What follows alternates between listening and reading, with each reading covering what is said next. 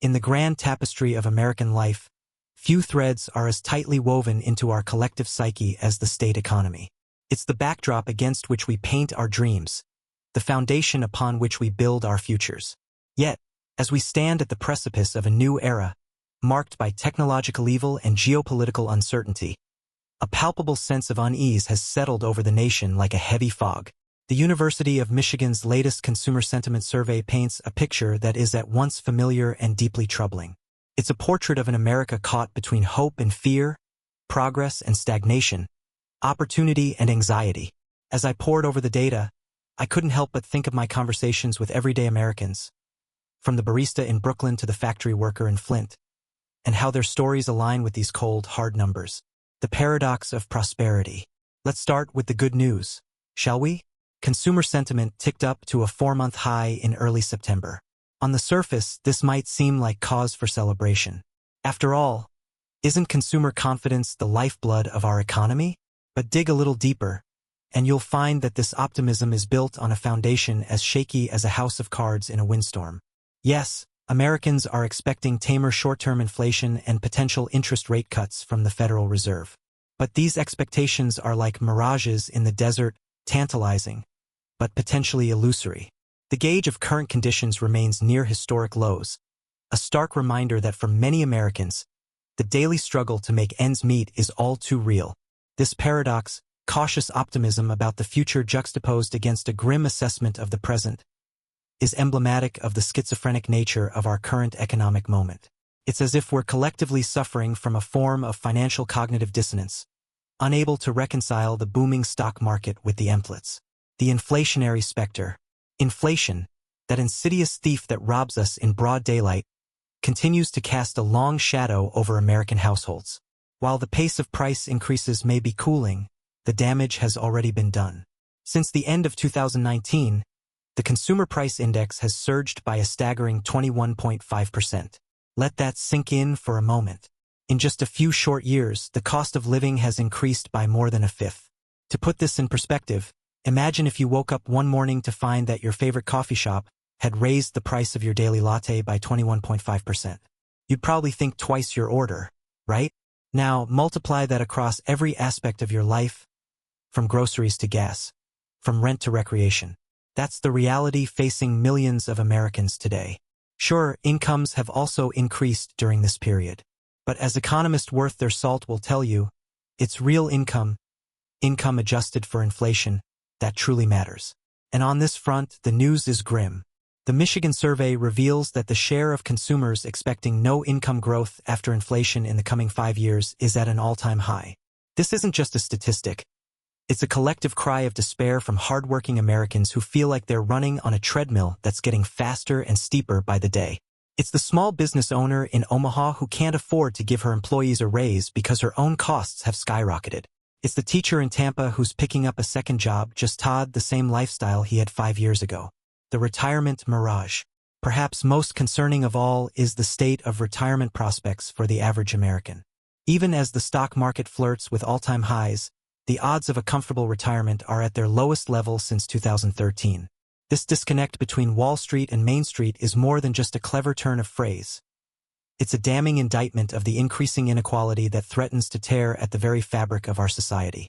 The sad truth is that not all Americans are investors, and even fewer have retirement accounts that have benefited from the surging equity prices we've seen since the pandemic.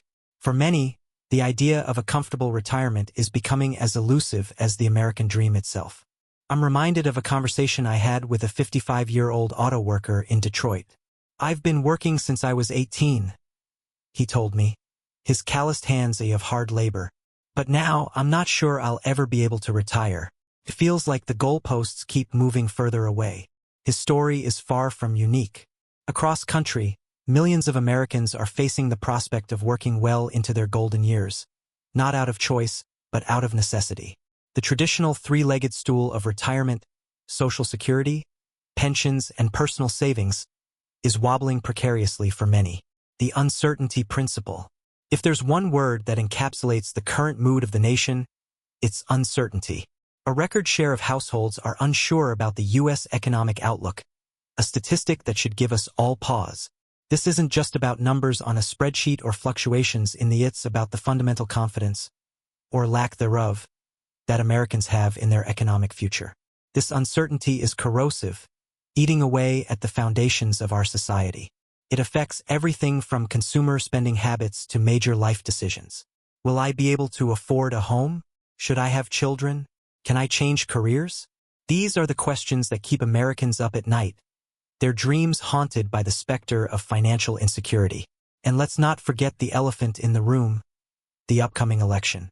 In an already volatile economic environment, the prospect of a topsy-turvy election year only adds fuel to the fire of uncertainty. Will we see a shift in economic policy? How will international relations affect trade? What to taxes, healthcare, and social programs? These questions loom large in the minds of voters, adding yet to an already murky economic picture. The human cost. Behind every statistic, every percentage point, every economic indicator, there are real people with real stories. As I've traveled across this vast and varied country, I've had the privilege of hearing many of these stories firsthand. They are stories of resilience and struggle, of hope and despair, of the indomitable human spirit in the face of adversity. There's Sarah, a single mother in Atlanta, who works 2 jobs just to keep a roof over her children's heads. "I'm exhausted all the time," she told me, dark circles under her eyes betraying her fatigue. "But what choice do I have? The bills keep coming, and everything just keeps getting more expensive." Or take John, a recent college graduate in Seattle, saddled with student loan debt and facing a job market that seems increasingly hostile to newcomers. "I did everything right," he said, frustration evident in his voice. "I got good grades, I interned, I networked. But now I'm living in my parents' basement, applying for jobs that barely pay enough to cover my loan payments." These are the faces of economic anxiety in America today. They are our neighbors, our friends, our family members, and their struggles are a stark reminder that behind the cold, hard numbers of economic reports lie warm, beating hearts full of dreams, fears, and aspirations. The policy puzzle. So what's to be done? How do we address this pervasive economic anxiety that seems to have taken root in the American psyche? The answers, like problems themselves, are complex and multifaceted. On the monetary policy front, the Federal Reserve faces a delicate balancing act. How do they continue to fight inflation without pushing the economy into a recession? The recent pause in interest rate hikes suggests a more cautious approach, but the path forward remains uncertain. Fiscal policy, too, has a crucial role to play. But in an era of political polarization and gridlock, can we expect meaningful action from Congress?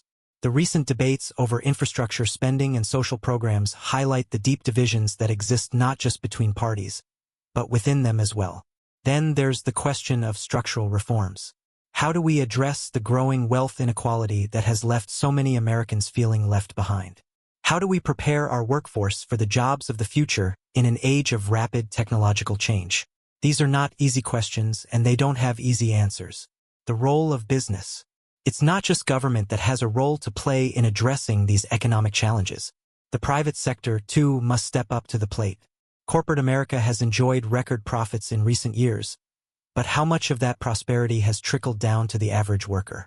There are encouraging signs. Some companies are taking proactive steps to address issues like income inequality and retirement, raising wages, improving benefits, and investing in employee training and development. But is it enough? And more importantly, is it sustainable in the face of shareholder pressure and global competition? The tech sector, in particular, faces a reckoning. As artificial intelligence and automation threaten to disrupt entire industries, how can we ensure that the benefits of these technological advancements are shared broadly across society? The answers to these questions will shape the economic landscape for generations to come. The global context.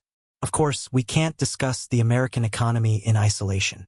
In our interconnected world, global events have a profound impact on our economic fortunes. The ongoing trade tensions with China, the war in Ukraine, the energy crisis in Europe, all of these factors contribute to the economic uncertainty that Americans are feeling. Climate change, too, looms large on the horizon. As extreme weather events become more frequent and severe, they pose a growing threat not just to our environment, but to our economy as well. How will we adapt? And who will bear the costs of this adaptation? These global challenges require global solutions. But in an era of rising nationalism and populism, can muster the international cooperation necessary to address them? The answer to this question may well determine the economic fate not just of America, but of the world. The path forward. As we navigate these turbulent economic waters, it's easy to feel overwhelmed, to succumb to the pessimism that seems to permeate our national discourse. But if there's one thing I've learned in my years of covering the American economy, it's that we are a resilient people, capable of overcoming even the most daunting challenges. Yes, the economic anxiety gripping our nation is real and profound, but so too is our capacity for innovation, our spirit of entrepreneurship, and our commitment to the ideals of opportunity and fairness that have long defined the American experiment. The path forward will not be easy. It will require difficult choices, compromises, and a willingness to challenge long-held assumptions about how our economy should work. But I believe that we are up to the task. As we look to the future, we must remember that economics is not just about numbers and charts. It's about people, their hopes, their dreams, their ability to build a better life for themselves and their families. And it's about the kind of society we want to create, one that offers opportunity and security for all, not just for a privileged few. The economic anxiety we're experiencing today is a reminder that the status quo is not working for far too many Americans. But opportunity, chance to reimagine our economy in a way that works for everyone. As we embark on this journey, let us not lose sight of the fundamental truth that has guided our nation through times of prosperity and hardship alike. That our greatest strength lies not in our individual success, but in our collective resilience. For it is only by working together, by bridging the divides that too often separate us, that we can build an economy and a society that truly reflects our highest ideals and aspirations. The road ahead may be long and fraught with challenges. But if we can summon the courage to face these challenges head-on, to engage in honest, open dialogue about the future we want to create, I believe that we can emerge from this period of uncertainty stronger and more united than ever before. For in the end, the story of the American economy is not just a story of numbers and statistics. It's a story of people, of their struggles and triumphs, their fears and hopes. And it's a story that we, collectively, have the power to shape. So let us write the next chapter together, with wisdom, compassion, and a steadfast commitment to the principles of fairness and opportunity that have long been the bedrock of the American dream. As we stand at this economic crossroads, let us choose the path not of fear and division, but of hope and unity. For it is only by coming together, by recognizing our shared struggles and aspirations, that we can build an economy that truly works for all Americans. The challenge before us is great, but so too is our capacity to meet it. The future of our economy and our nation depends on it.